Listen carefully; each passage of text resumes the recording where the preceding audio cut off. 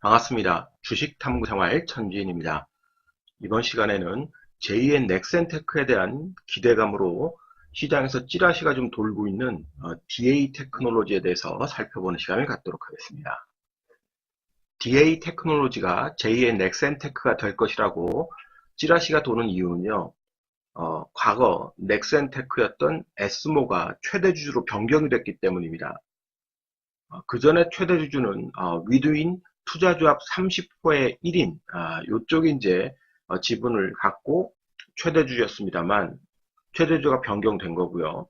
하지만 이렇게 2016년부터 18년까지 계속 최대주주가 변경되는 모습을 볼 수 있습니다.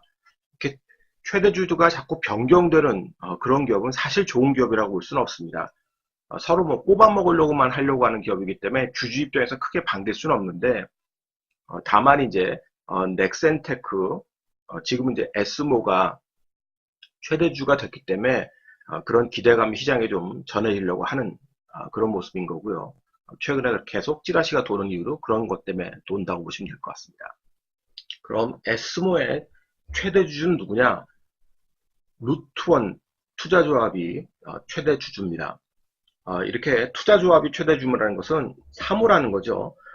사모펀드가 최대주주이기 때문에 언제든지 팔고 나갈 수 있는 겁니다. 최근에 이제 에스모가 이 DA 테크놀로지 지분을 취득한 것도 에스모의 최대주주인 루트원 투자조합이 자신들의 지분을 매각하기 위한 어떤 포석으로 천지는 이제 개인적으로 판단합니다. 천지인 개인적인 생각이지 이것이 맞다 틀리다 이렇게 얘기하면 안 돼요.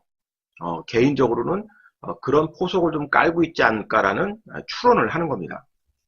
에스모의 구상호가 넥센테크인데 2017년 6월 8일 날 증자를 통해서 최대주주 변경을 예고합니다. 요때였어요. 자, 그리고 나서 실질적으로 7월 21일 날 최대주주로 등극을 했고요. 그 이후에 주가가 횡보하다가 자율주행 관련된 재료를 계속 나오면서 이렇게 급등하는 모습을 보였습니다. 뭐 완급등했죠. 네. 뭐 바닥권에서 따지게 되면은 뭐 1000%의 급등을 줬습니다. 그런 이제 전례가 있기 때문에 그런 에스모가 이 DA 테크놀로지에 투자를 했다 그래서 결국은 시장에서 이제 그런 기대감 자꾸 끌어내려고 하는 거죠. 그러나 이렇게 될 수 있을지 아닐지는 아무도 모르는 겁니다. 이것을 믿는 사람들은 뭐 투자를 하면 될 것 같고요. 여기에 이제 여러 가지 좀 변수를 우려하는 사람들은 트레이딩 관점에서 보는 게 맞겠죠. 특히 에스모 같은 경우 2017년에 최대주가 변경됐을 때 823억 매출에 76억 영업이익이 나왔었습니다. 자, 그런데 2018년에는 어떻게 됐습니까? 매출이 줄고 이익은 적자로 전환되는 모습입니다. 그럼에도 불구하고 어쨌든 간에 기대감 가지고 2018년에 주가를 1000% 가까이 땡겼다는 거죠. 자, DA 테크놀로지도 좀 보시면 2017년에 매출액이 1000억, 2018년에 900억으로 조금 줄어들었고요. 영업이익은 반토막 났습니다. 순이익은 비용이 많이 들어가면서 이제 적자로 전환이 됐고요. 자, 그래서 앞으로 이 기업이 크게 문제만 없다 그러면 흔히 말해서 뭐 적자폭이 엄청나게 크게 확대된다든지 그런 모습만 보이지 않는다 그러면 시장에서는 땡기지 가능성이 있지 않을까 뭐 이런 기대감을 갖고 있는 거예요. 네, 그러나 이것은 좀 막연한 기대감으로 보시는 게 맞습니다. 자, 우선 전환사채하고 BW 물량이 좀 크게 있습니다. 보시다시피 두 물량만 합쳐도 600억짜리입니다. 적지 않은 물량이 있고요. 올해 10월 16일 이후부터는 언제든지 이 물량이 본인들이 이익 구간에 들어가면 나올 수 있는 겁니다. 주식 수만 봐도 840만 주, 850만 주, 이 두 주식 수만 해도 1700만 주죠. 엄청난 겁니다. 그 물량이 주가가 뜨면은 언제든지 나올 가능성이 있다는 거. 그런 부담이 있는 거죠.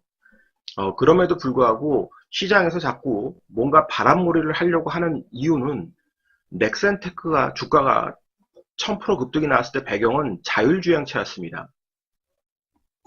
그런데 이번에 DA 테크놀로지 같은 경우는 공유경제 가지고 그렇게 좀 뛰어보려고 하고 있어요.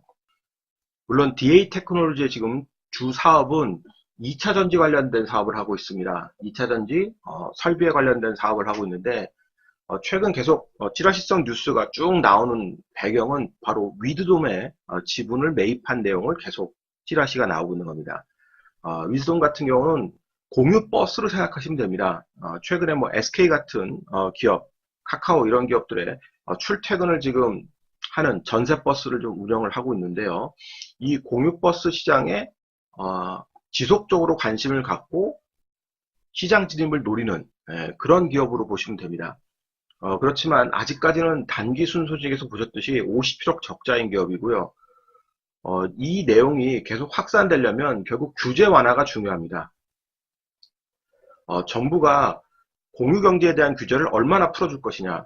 카카오 택시에서 우리가 보았듯이 공유경제에 대한 부분들은 실제로 지금 규제 완화하기가 참 어렵습니다. 현존에 있는 그런 업자들하고 새롭게 진입하려고 하는 업자들 간의 갈등 구조가 굉장히 크죠. 이 버스도 마찬가지입니다. 택시 못지않게 갈등 구조가 커서 그런 규제가 완화가 되고 정부가 적극적으로 나서지 않는 이상은 사실은 큰 기대감을 갖기가 어렵습니다.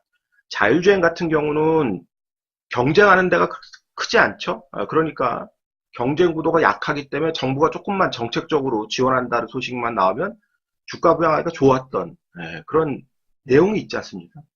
그런데 공유경제는 주가를 부양하기가 참 쉽지 않다는 겁니다. 우버 같은 대박 기업을 국내에서도 꿈꾸고 있지만 여러 가지 규제가 막혀져 있고 그 규제가 막혀져 있는 배경에는 이익 집단끼리의 서로 갈등 구조가 너무 크다는 소리입니다. 또 내년도 총선이 있는데 쉽게 되겠습니까? 만약 그런 그 규제 완화가 정부가 강력한 의지를 갖고 쉽게 풀어나간다면은 그런 재를 가지고 진짜 뭐 제2의 넥센테크가 되지 말라는 법도 없겠죠. 그렇지만 지금 현 상황이 녹록치 않은 상황이다라고 좀 보시고 좀 냉정하게 평가를 좀 해야 되지 않을까 이런 생각은 듭니다. 그렇지만 또 한편으로는 에스모의 최대 주주가 자신들의 지분을 매각하기 위해서 DA 테크놀로지를 선택을 했다면요. DA 테크놀로지 주가가 떨어지는 것을 가만히 보고 있지는 않을 것 같습니다. 그래서 저점에서는 충분히 대응할 수 있는 구간이 되지만 주가를 부양시키기 위해서는 저 공유 경제에 대한 규제 완화가 필수다. 이렇게 생각해야 될 것 같습니다.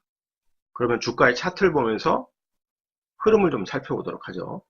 자, 최근에 이 바닥권, 이 저점을 살짝 깼습니다만, 자, 3,000원대 위에서 지지를 하면서 바닥에서 좀 탈출하려고 하고 있습니다. 그러나 거래량이 많지 않고 옆으로 횡보하는 구간이죠. 대량 거래가 실리지 않는 이상은 이 구간을 또 넘어가려면 쉽지 않을 겁니다. 이 4,000원대 구간 이상을 넘어가기는 좀 쉽지 않은 그림인데요. 쭉 놓고 보면 한 번씩 재료가 있을 때마다 들쑥날쑥 했던 종목입니다.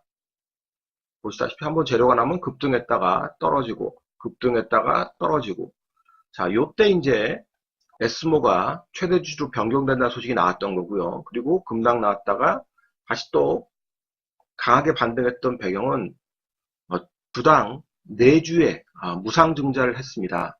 그래서 이제 그 무증 가지고 급등했다 다시 원래 자리 돌렸죠. 근데 보시다시피 이런 자리들 바닥권의 자리들에서는 지금 쓰리바닥자인데 계속해서 주가가 반등하려고 하는 속성을 보이고 있습니다.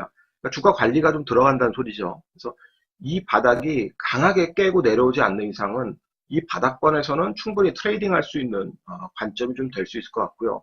이 고점대를 다시 한번 가기 위해서는 재료들이 계속 또 나와야 될 겁니다. 정부가 공유 경제에 대한 규제를 어떻게 완화할 거냐. 특히 버스 사업 쪽을 강력하게 정책으로 삼아서 규제안을 한다 그러면 그땐 DA 테크놀로지 좀 다시 한번 볼 필요가 있을 겁니다. 그 전까지는 관망하면서 트레이딩 관점에서 보는 게 좋을 것 같습니다. 오늘자 한 줄 요약. 공유경제 갈 길이 구말리다.